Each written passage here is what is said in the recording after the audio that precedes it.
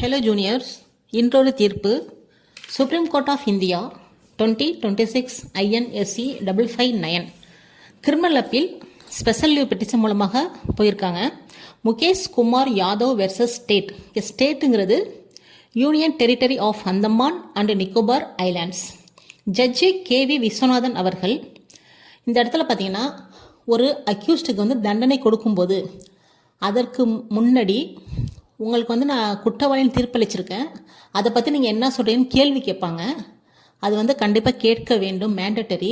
அதை எழுத்துப்பூர்வமாக பதிவு பண்ணிவிட்டு அதுக்கு ஏற்றால் போல தான் தண்டனை, என்ன சென்டென்ஸு, தண்டனை சம்மந்தமான விஷயத்தெல்லாம் அதுக்கப்புறம் தான் ப்ரொனவுன்ஸ் பண்ணுவாங்க. இதை மையப்படுத்தி தான் இந்த ஜட்ஜ்மெண்ட்டு.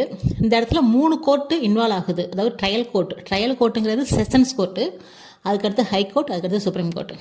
இங்கே என்ன செய்கிறாங்கன்னா ட்ரையல் கோர்ட்டில் 376, 312, 417 அந்த ஐபிசி கீழே சார்ஜ் பண்ணப்பட்ட அந்த நபர் விடுதலை செய்யப்படுகிறார். அதாவது அக்யூட்டல் வரும்போது இங்கே கொஸ்டின் ஆஃப் சென்டென்ஸ்ன்ற ஒரு வார்த்தையே, அந்த ஒரு பாயிண்ட்டை இங்கே வராது.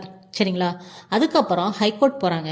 ஹைகோர்ட்டில் இந்த ஆர்டர் அப்படியே ரிவர்ஸ் ஆகுது. ரிவர்ஸ் ஆஃப் தி அக்யூட்டல் என்ன பண்ணுறாங்கன்னா செக்ஷன் 376 அண்ட் 312 அந்த 2 செக்ஷனுக்கு மட்டும் கன்விக்ஷன் கொடுத்து, அதாவது குற்றவாளி என்று தீர்ப்பளிக்கப்பட்டு என்ன பண்ணுறாங்கன்னா அக்யூஸ்ட் தான் பிரசன்ஸில் இருக்க மாட்டார் இல்லையா, அதுக்கப்புறம் என்ன பண்ணுறாங்க ஒரு டைரக்ஷன் கொடுக்குறாங்க. அந்த டைரக்ஷன் தான் இந்த கேஸுக்கான சுப்ரீம் கோர்ட்டுக்கு போகிறதுக்கான காரணமே. என்ன சொல்கிறாங்கன்னா அந்த அக்யூஸ்டை ஒரு டேட்டுக்குள்ளே போய் நீங்கள் ட்ரையல் கோர்ட்டில் சரண்டர் ஆகணும். அதுக்கப்புறம் ட்ரையல் கோர்ட் என்ன பண்ணணும்னா இந்த கொஸ்டின் ஆஃப் சென்டென்ஸை கேட்டுட்டு பிறகு நான் இவங்க சொன்னாங்களே ஒரு தண்டனை என்னன்னு சொல்லியிருக்காங்க இல்லையா, அதை ப்ரொனவுன்ஸ் பண்ணணும் அந்த அக்யூஸ்டுன்னு சொல்லிட்டு ஒரு டைரக்ஷன் கொடுக்குறாங்க. இந்த ப்ரொசீஜர் கரெக்டாக இல்லையா, இதை பேஸ் பண்ணி என்ன பண்ணுறாங்கன்னா ஸ்பெஷல் லீவ் பெட்டிஷன் மூலமாக சுப்ரீம் கோர்ட்டுக்கு இந்த ப்ரொசீஜரை கரெக்டாக இல்லைன்னு சொல்லிட்டு அதை பேஸ் பண்ணி போகிறாங்க.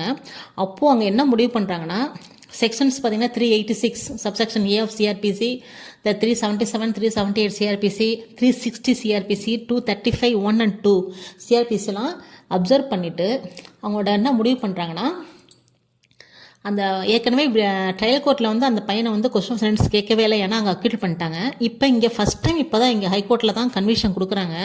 அதனால் கொஸ்டின் ஆஃப் சென்டென்ஸ் ஹைகோர்ட்டில் தான் கேட்கணும், அதை டெபியூட் பண்ண முடியாது ட்ரையல் கோர்ட்டுன்னு சொல்லிட்டு அந்த கேஸை என்ன பண்ணுறாங்கன்னா டைரெக்டாக ஹைகோர்ட்டுக்கே ரெமிட் பண்ணி அவங்களே ஒரு டேட்டை ஃபிக்ஸ் பண்ணி அக்யூஸ்டை வர வச்சு கொஸ்டின் ஆஃப் சென்டென்ஸ் கேட்டு தான் இந்த தண்டனை ப்ரொனவுன்ஸ் பண்ணணும்னு சொல்லிட்டு இந்த கேஸை முடிக்கிறாங்க.